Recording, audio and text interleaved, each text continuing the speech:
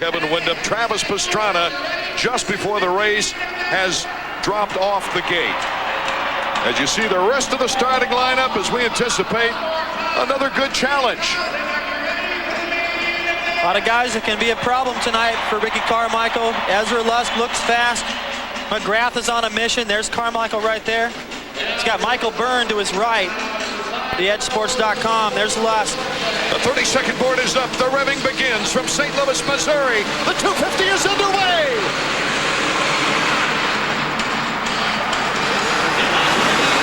Carmichael, the hole shot. But look at Mike LaRocco. Unbelievable. He loves this track. Bar to bar. Can he stay with Carmichael? LaRocco had an opportunity there to shove Ricky out into those hay bales, and he was a little nice through there. That was the last lap. You'd see a whole different picture.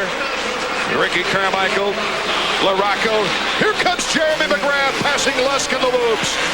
Number 4 is Carmichael. 5, LaRocco. There's McGrath and Lusk number 11. And you got a little bit of a buffer. Casey Johnson, Voss, Pavoni back to Windham. Windham, the only other guy that could really be a problem out front for Carmichael.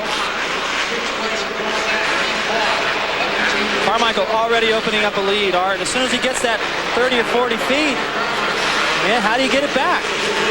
Well, last week he had to prove that even when things go wrong, he can pull things out of the hat. He had a cold, he crashed, he started 4th, and he still won.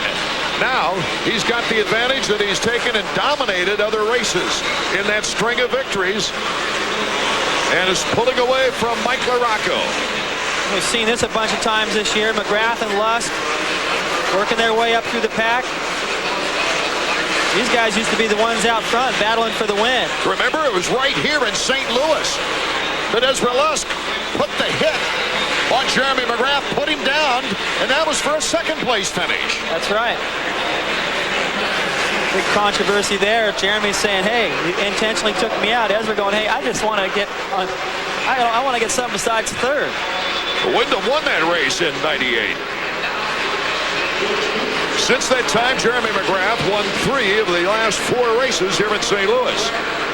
Okay, and I don't know, I'm not sure if Lusk made a mistake or not, but McGrath pulled away from him, got right up on the back tire of LaRocco when they came around that finish line turn. LaRocco came out of the corner, saw Jeremy's wheel there. He's going to start feeling that pressure.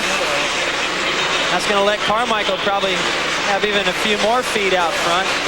I suspect the battle will be between McGrath and LaRocco here for 2nd place, because Jeremy McGrath is already out to a 3.5-second lead.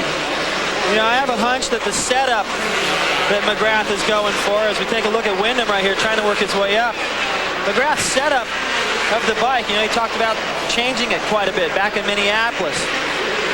And what you have to do is play the percentages. The setup, the best setup doesn't necessarily get you the best start. If you go for a great setup to get the start, once you get out on the track, you pay a little bit of a price. They're still trying to go back and forth and find that happy medium, but right now it seems to be hurting his starts, Art. Boy, this kind of domination for Ricky Carmichael puts a lot of emphasis now on the final race of the year, not for the points race, but for the mere fact that he's approaching records for Jeremy McGrath that many thought would be very, very difficult to break, and that is 14 wins in a season and 13 wins in a row. You're being too nice. Very, very difficult or impossible. I mean, 13 wins in a row, come on. Who can do that with the kind of talent we have right now? I would have never thought Carmichael. Oh, Carmichael just underneath our little graphic there, just about crashing that corner. Pulled it off again. But I just didn't think anybody would have a shot at coming close to that 13 in a row of McGrath, or 14 in a single season. I thought maybe those days were gone with all these guys starting to step up, but Carmichael has found a level. I think he's even faster than what he's showing, Art. He hasn't had to really prove anything more than what he's already done, but when he has to come from behind, it only takes him about 3 or 4 laps to get the job done. And of course, for those purists out there, any record that he would tie McGrath this season would have an asterisk, because it was a 15-race season back to a 16 here. Look at this. He's going to come up way short on this. Gets a little bit of wheel spin. Oh, nice correction. Partway through the air, he was like, okay, what do I need to do to save this? He pulled the clutch in a little bit, soaked up the landing.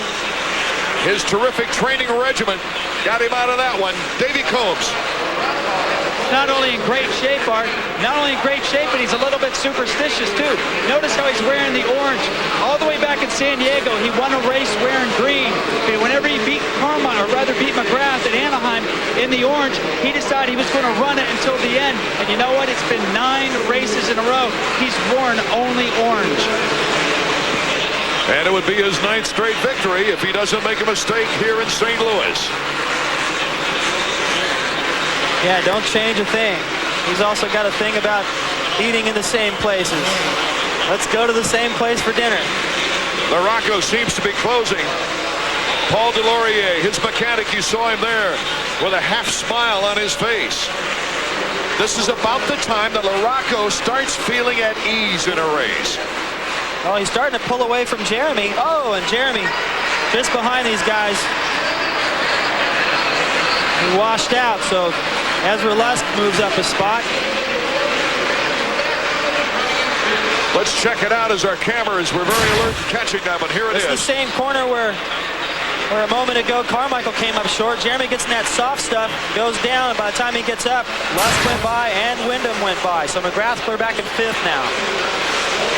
Ezra Lusk is looking for his 5th podium of the year. Here's Ricky Carmichael coming through those whoops. He is the master this year. We'll be right back to St. Louis, Missouri with more 250 Supercross action in a moment. St. Louis, Missouri, as Ricky Carmichael is looking for his 9th straight victory. The guy behind him, Mike LaRocco, is not giving in, David Bailey.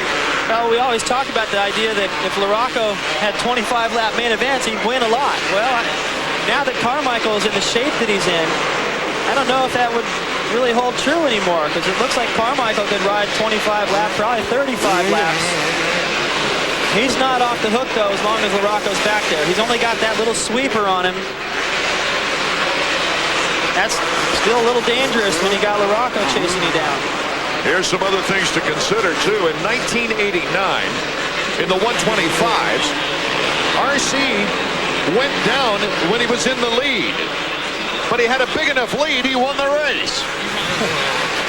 He doesn't enjoy that kind of a cushion right now. You see him look over just in the air off that jump where he made a mistake earlier. He looks over, sees LaRocco going the other way. The problem is that time he didn't see him because LaRocco was already passed. He's looking back again as he tears the tear off. It's only the halfway point. That's when LaRocco starts getting good.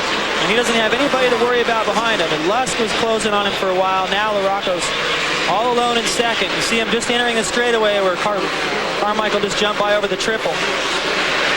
LaRocco's really one of the big stories, I think, of the season, despite as well as the fact, of course, that Ricky Carmichael is a changing of the guard.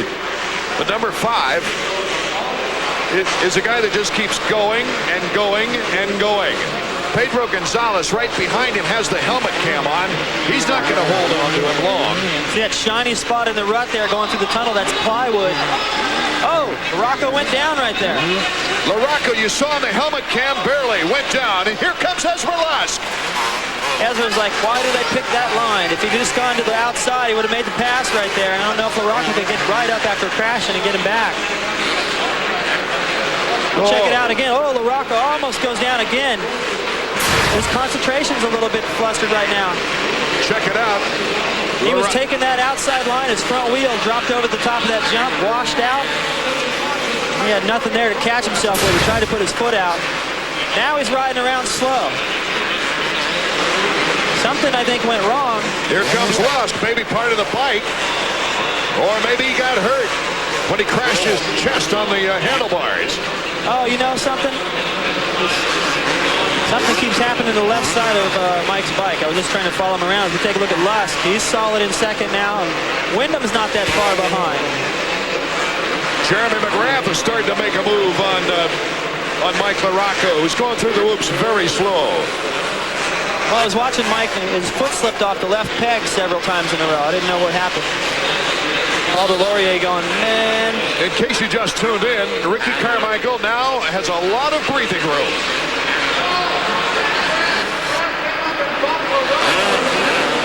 Look at this. McGrath leaned into that hay bale, got stuck on it when he was behind LaRocco, and he was stuck there. He couldn't get up. He didn't have a leg or an arm to push himself up high enough. So, what a lousy night for Jeremy.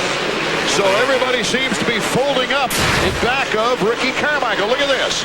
There it is again. Jeremy gets hung up a little bit when he goes into that berm behind. He was stuck there. He's just going, come on.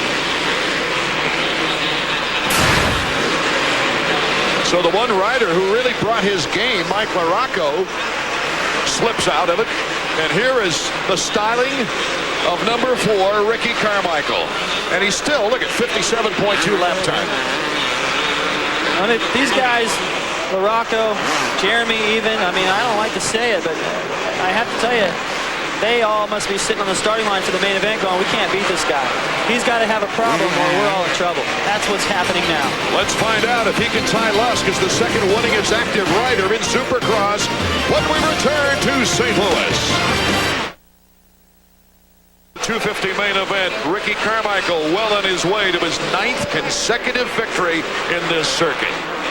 But the one great thing about Supercross is there's always a battle going on somewhere.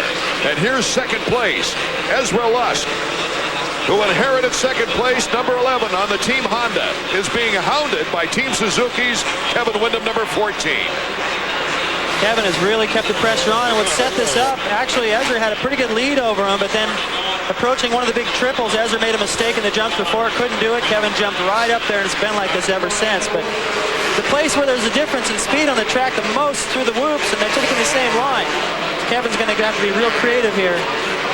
Ezra Lusk, his best on the year, was a second in the opener in Anaheim, and he's trying to nail down another second place. But Kevin Windham doesn't want to let it happen.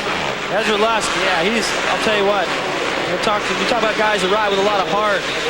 They take chances, throw himself on the sword, wear their heart on their sleeve. I mean, Carmichael does that, but Ezra Lusk might be the next toughest guy in the race right now. Meanwhile, Mike LaRocco, number 5, who started out so well, is having a horrible night. Right, Davey? Well, I'll tell you what, he is, Art, but he's got a good excuse. Mike LaRocco has a flat front tire. It's got to be the hardest way to ride a motorcycle. That may have been the cause of his crash. We saw him fall over, but LaRocco gets a good start, and he squanders it with a flat tire on that 20-inch wheel. How do you ride with a flat tire, David Bailey? Well, if it's a rear flat, you just pretend like it's a little slick, and you power through it. A front flat, I mean, look at him. He can't even do anything. And it's a 20-inch wheel, which means you got even more traction. You got more knob out there on the ground. It's still bad. He just has to ride around. Meanwhile, Ricky Carmichael has got about 3 laps to go before seeing another checkered flag on the season. He doesn't have far to go before lapping McGrath, as a matter of fact, Art. That's what we're seeing right here. RC has started pounding the first nail in the coffin of the defending champion here in St. Louis. He came into this race with a 32-point lead. He is psyched out. Everybody in this field, everybody that stays close to him has a problem. You know, whether it's a mechanical problem or what happened with LaRocco, or bad luck, or a crash, or just get bit by trying to ride his pace. Something happens to everybody that gets close to this guy. So I don't believe anybody is sitting on the starting line anymore going, I got this guy.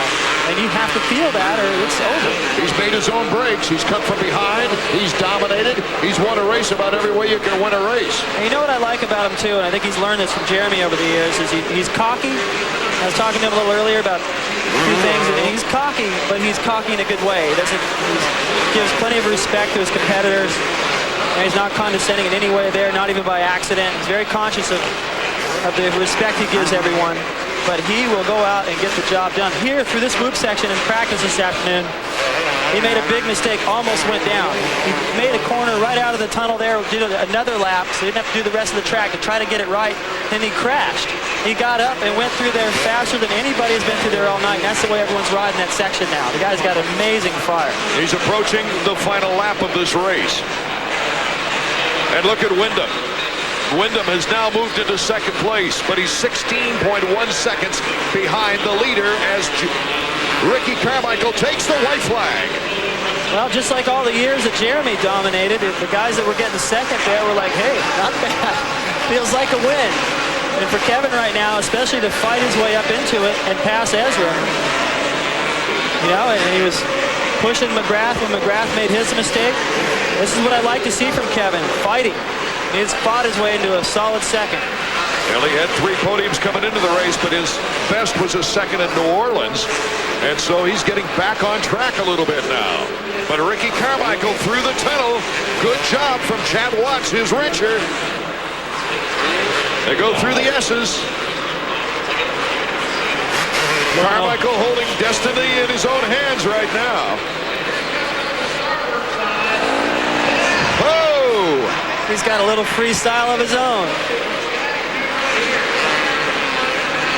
There was a time he couldn't bend over that far. The checkered flag for Carmichael. Win number 11 on his career. He ties the mark as the second winningest active rider in Supercross. He has won his 9th straight race.